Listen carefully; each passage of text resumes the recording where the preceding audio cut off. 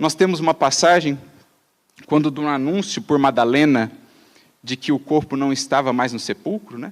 Então aquela esperança talvez de que o Senhor estava vivo, registra-nos João no seu evangelho, que Pedro sai correndo, em desabalada correria, para chegar ao sepulcro, porque o seu coração ansiava, talvez o mestre ainda estivesse vivo, o que poderia ter ocorrido. No fundo, aquela é a expressão do coração que, tendo se afastado, agora queria estar mais próximo do que nunca de Jesus. Diz João que, por ser mais novo, chegou até à frente de Pedro, mas que ambos lá chegaram pressurosos nesse anseio de encontrá-lo mais uma vez. Mais adiante, veremos aquela passagem no capítulo 21 do Evangelho de João, em que estão os discípulos pescando em sua barca, no Tiberíades, quando o homem então lhes acena da margem, e depois de um tempo percebem se tratar do Senhor. João diz, é o Senhor. Pedro sequer pensa, lança-se às águas, não espera nem a barca chegar, tal a sua ânsia de poder de novo se aproximar de Jesus. Esse é o movimento que se opera em nós, meus amigos. Cada queda que temos, cada vez que dele nos distanciamos, só faz aumentar em nós a saudade que dele temos, o anseio de estarmos novamente junto ao seu coração. Porque quem já iniciou a experiência com o Evangelho, quem já saboreou do pão do céu, nunca, em lugar algum, sentirá emoções idênticas, como aquelas que sente junto a Jesus. Emmanuel nos fala sobre isso numa mensagem muito bonita no livro Pão Nosso, capítulo 151, ninguém se retira.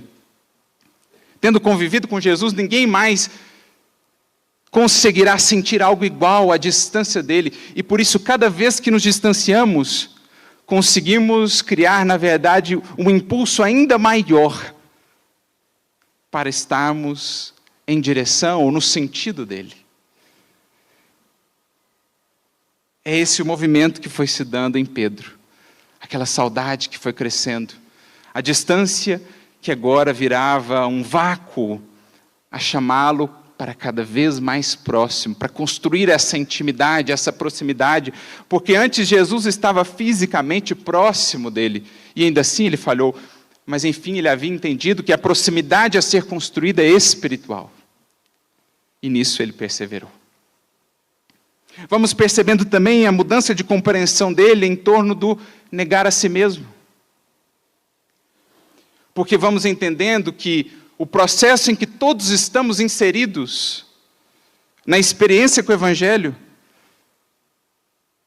é o de transformar o nosso não em sim com Jesus e o nosso sim para as ilusões do mundo em não com Jesus. Porque no atual estágio em que estamos, meus amigos, quantas vezes o nosso sim não seria em verdade um não a Jesus?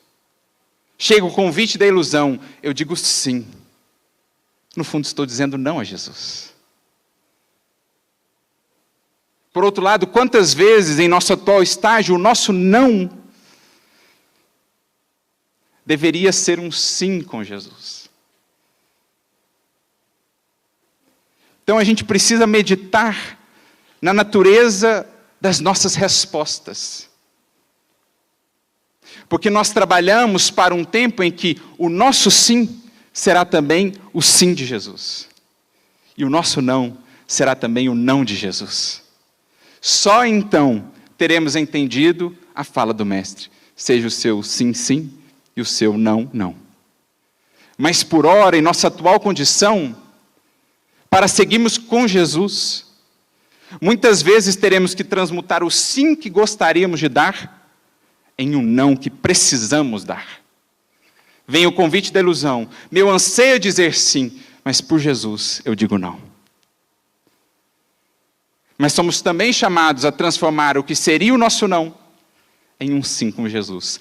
Chega o chamado ao trabalho, o chamado ao testemunho.